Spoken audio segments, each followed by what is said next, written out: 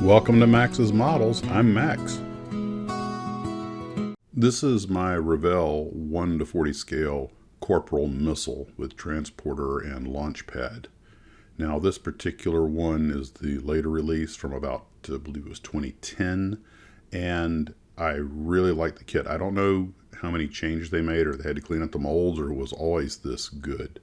But I found that the kit did not have any fit issues. There was no flash. I was very, very happy with it. And Revell has been making this one since 1955. Now, I found the Corporal missile particularly intriguing because it was the Army's first liquid-fueled medium-range guided missile. Now, this is actually a missile that has guidance. In fact, it's radar guided. And the only other dedicated kit, not including Monogram's missile sets, some of which had Corporal missiles included, was from Hawk. It was in 1 to 48 scale, so just a little bit smaller. Now the Corporal missile, technically the MGM-5 or Medium Guided Missile 5, was a guided missile that the Army used from the mid-50s till the mid-60s. It had about a 10-year service life. It was also the Army's first nuclear guided missile. Now, unlike the Honest John that we talked about earlier, this was actually a guided missile, not a free flight rocket. In fact, it not only had guidance, it was radar guided. And that was one of the reasons it had a short service life, but we'll get into that in a little bit. So the Revell kit comes with this transporter, which was a part of the standard equipment that you needed for one of the missile batteries. And when I watched a couple of documentary films on this thing, I was shocked at just how involved it was to launch one of these things. Apparently, one of the reasons it had such a short service life was that it took 9 hours to set one up to fire once you got to the launch site. In 1944, the United States Army decided it needed to get into the missile game, so the first rocket of the program was called Private. It was a small solid-fueled rocket. And the next one, they just decided to, for reasons that seem to be lost to history, to name it after the enlisted ranks. First one was Private. Second one was the Corporal program. And it would evolve on and eventually into the Sergeant program many years later, but dealing with Corporal. The first things they came up with were small liquid-fueled rockets. And the first one they actually started flying was called the WAC Corporal. Now, there's a lot of debate about where the name WAC Corporal came from. Some people claim it meant without attitude control because it just went straight up. And others claim that, no, it actually was a smaller version of rocket, so they named it WAC for the Women's Army Corps. I have no idea which is actually true. It seems to really be lost to history. We'll talk about WAC Corporal kits in just a minute. The Corporal itself initially only had about a 30-mile range. They eventually got it up to about 75 miles. And this thing was really not a great system, but it's an extremely important system because it was the Army's first real step into liquid-fueled guided missiles. I mean, the first one that got fielded. Unfortunately, it was kind of its Achilles heel. The system required a whole bunch of support vehicles. In fact, as I started watching documentaries on it, I realized that the first thing you did when you got one to the launch site was you had to erect a big tent. And that was to assemble the missile in. And you had to build the whole thing, put it all together. You had to fuel it. And it was 2 different kinds of fuels. In fact, the fuels on the thing kept changing. And some of them were such wonderful things as red fuming nitric acid. Ooh, boy, that just sounds good. The guys had to wear all kinds of protective clothing. And it took about 9 hours to set the thing up. Once you got the tent up and got the missile in there and got it all screwed together, this, unlike the Redstone, you actually fueled this one while it was laying horizontal. Then you drove it out with the little erector vehicle here, which of course is obviously a purpose-built vehicle. And then you raised it and put it on its launch pad. But while they're doing that, you had a bunch of other guys who had to get the radar unit all set up and calibrated and everything. That was no minor undertaking because it was guided by radar. And it never was that accurate. The early models were extremely delicate and given that you're dealing with 1940s technology, maybe early 50s technology on vacuum tube radios and all that, and radars and stuff. Apparently, it was a bit of a disappointment, but they came up with Corporal 2 that fixed a lot of the problems. Got it out to about a 75 mile range. It could carry the W7 warhead, but the Army knew that this wasn't the system that was going to be the long-term answer. It was they were getting a lot of experience with it. They built about 1,000 of the things and deployed them. In fact, speaking of deployment, let's go visit with our old friend Audie Murphy in that episode of The Big Picture, and where he goes to visit missiles in Europe. And you'll see one actually in Germany for real. That one's called a Corporal. It belongs to Corps Artillery. This is the firing panel for it. You remember that big railroad gun called Annie that the Germans used to pound us with on the Anzio beachhead? Yeah. I heard the Germans were even afraid of that, and they were behind it. Well, Annie was chicken feed compared to this little package. It has a range of about 75 miles and can deliver an atomic warhead. Can you imagine what just one of those would have done to us at Anzio? Scratch one beachhead.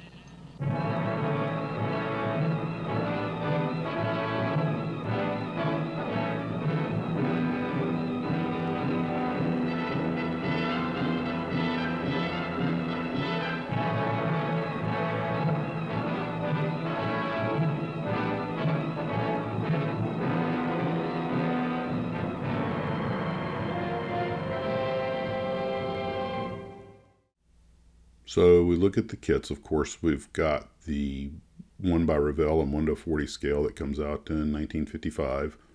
And it actually, like I say, this is just a modern version of that same one. It's been released several times, and I think it's a great kit. It's really cool. It looks cool. I think it's a model of an important system, like I say, more important for having gotten the Army experience with these kinds of weapons. But it was a deployed weapon system, and the later ones were actually much more reliable and better range, but it still took forever to set them up. The Army knew they were going to have to replace it with something more capable. And the funny thing is, it took 9 hours to set this thing up, whereas the much larger Redstone only took 8 hours to set up. But both of these systems taught the Army that they were going to have to go with some sort of solid fuel system later on. But for the time being, in the 50s, this is what they had. There's still plenty of the Revell kits out there, so you can get them on the secondary market pretty easily. And I would say the same for the Hawk kits. The Hawk kit comes with the launching pad and the little support arm that goes up the side of the thing, but it does not have the vehicles that the Revell kit has. Now, although not necessarily a kit model, I found out that Dinky Toys not only had a Corporal missile truck, but it also had a separate support unit. So you had Dinky Toy 666, which was a Corporal missile and transporter, and then you had Dinky Toy 667, which was a support truck. And I was like, well, that's actually pretty cool. And I believe 666 came with a little portable launch pad also. Which brings us back to the Revell kit. One of the things I really liked about this kit, and I can speak from firsthand knowledge on it, is that it's a very detailed kit, including the launcher, which all this stuff does work. You can make it where the little locking arms and the support arms all move, so you can pose it different ways, although they're a little delicate. But it was very detailed. I was very, very happy with it, and it went together without any problems. So I have not built the Hawk kit. I can't speak to it, although I wouldn't mind getting one just for comparison's sake. But the Revell kit's quite good. And that brings us to the WAC Corporal kits.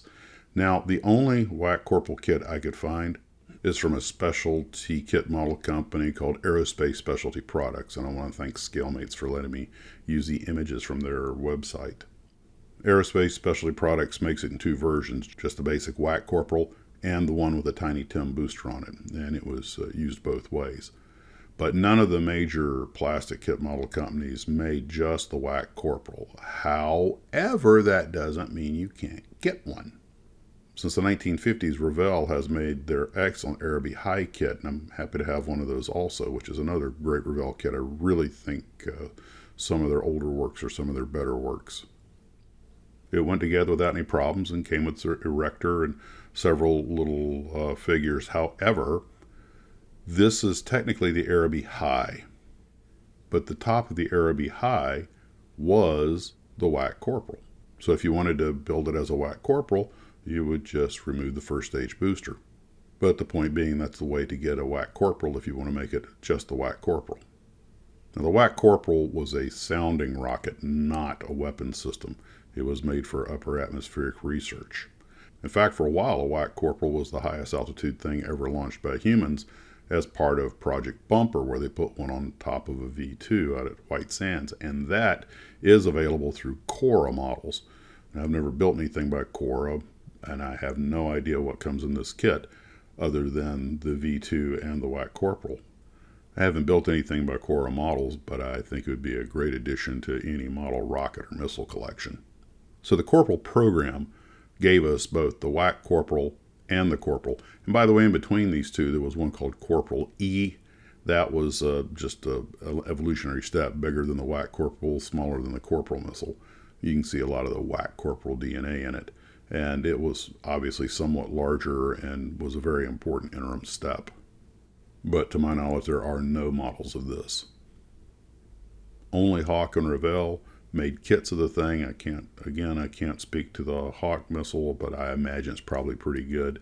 But the Revell one's excellent. I really enjoy having it on the shelf, and I think it's cool looking. And even though the system was glitchy and problematic and not really that practical, it was very important for the Army's development of guided missiles, and it did for a decade. Keep an eye on the world, as several other countries used it. The Americans retired the system after a decade in 1964, and the last users, the British, retired it only 2 years later. The Sergeant missile, which was solid fueled and a much better system, replaced it.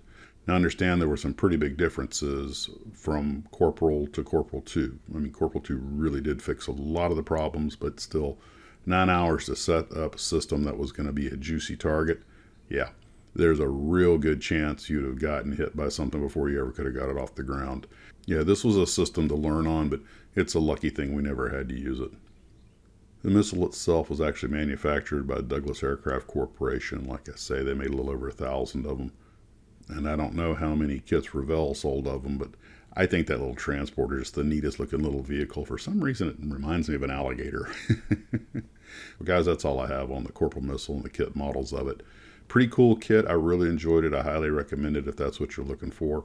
And an important piece of history.